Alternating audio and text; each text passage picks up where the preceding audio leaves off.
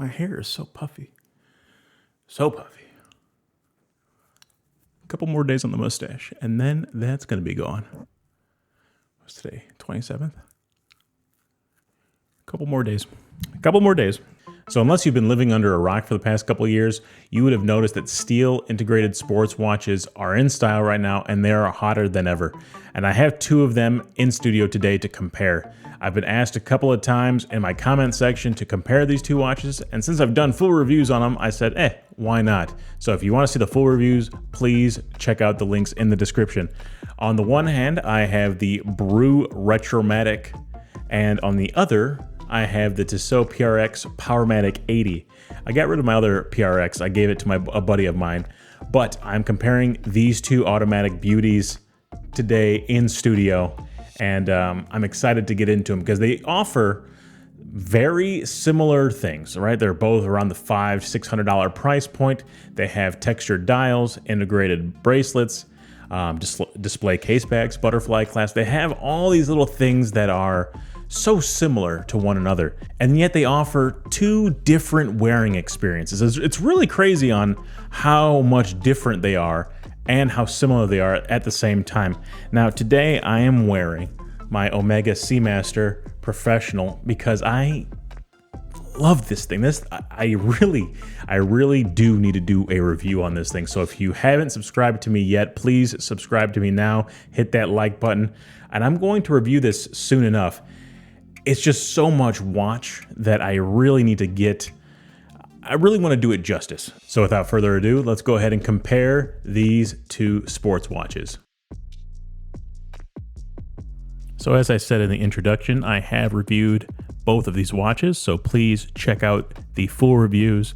Links will be in the description and a card in the top right corner throughout the video, so don't forget to check out those videos.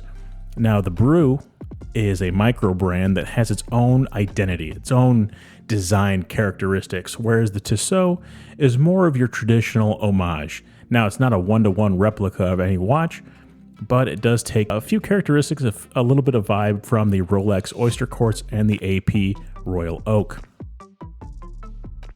And starting off with the Tissot PRX Powermatic 80, this watch is a show-stopper.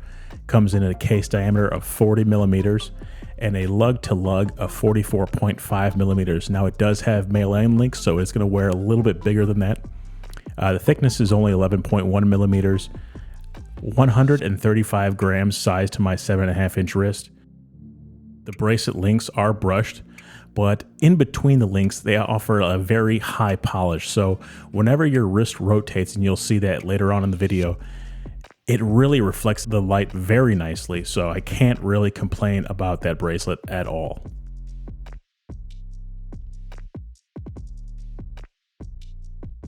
The Brew Retromatic does come in a couple of different versions. The one I'm comparing is the Swiss-made version.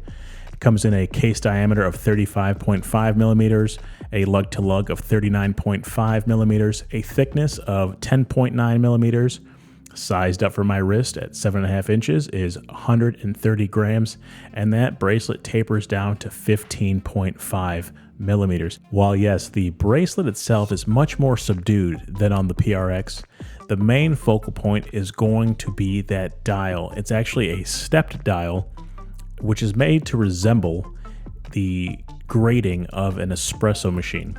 Brew is a brand that heavily focuses around coffee, so they use that design in a lot of their watches.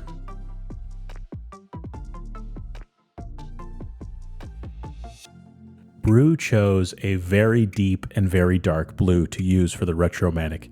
It looks gray in most lighting situations, but it contrasts very well with that mustard yellow seconds hand.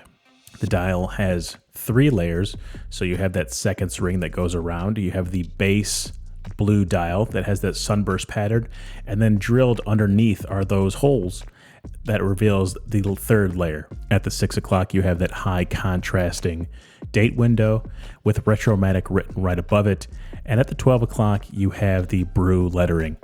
It's a very clean, uncluttered dial, and it just lets you appreciate what Brew created. Tissot used a little bit more vivid blue, but due to that sunburst effect with that waffle pattern, it actually looks a little bit black at times, especially in indoor lighting. When you get to the outdoor setting, that blue starts to pop a little bit more. In most lighting situations, it's going to show up a little bit darker. At the top, you have Tissot in 1853. At the bottom, PRX Powermatic 80, a 3 o'clock date window that's been bordered. Once again, not cluttered at all. They look very clean, very classy.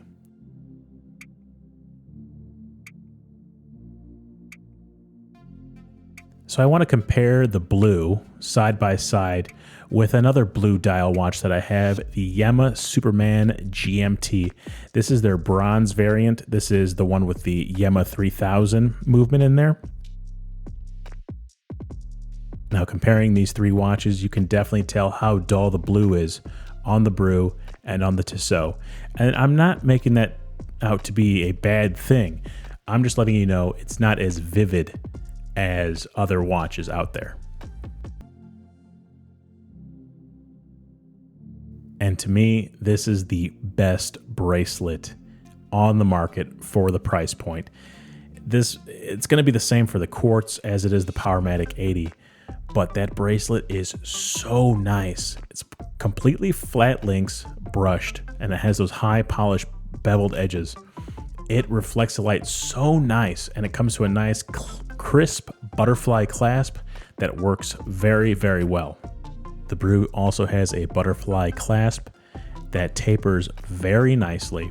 And like I said before, it's not as eye-catching as the PRX, but it plays with the aesthetic very nicely, going up to that cushion case.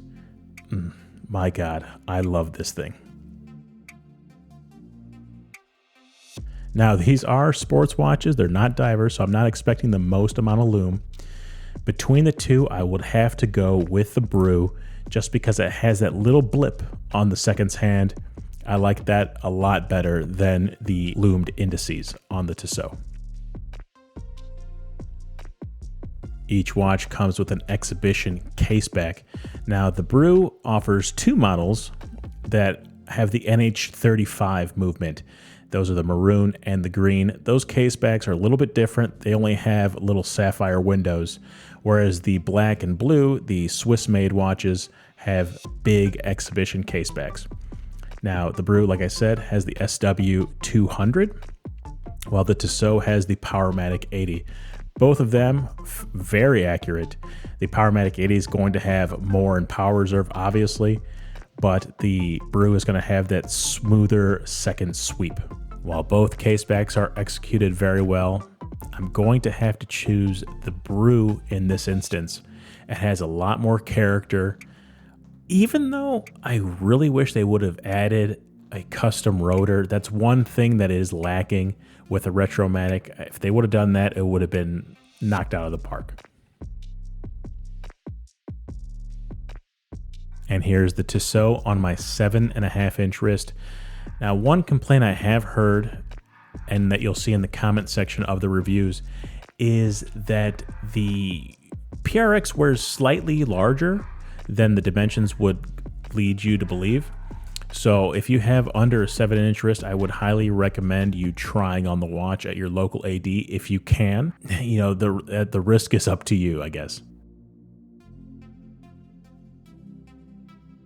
The Retromatic does come in a more compact case, so it's going to offer a lot more versatility in terms of wrist sizes. I actually like the way this watch fits on my wrist a little bit more than the PRX, and I don't know if it has something to do with that square style, but I think it just fits nicer and it looks better on my wrist.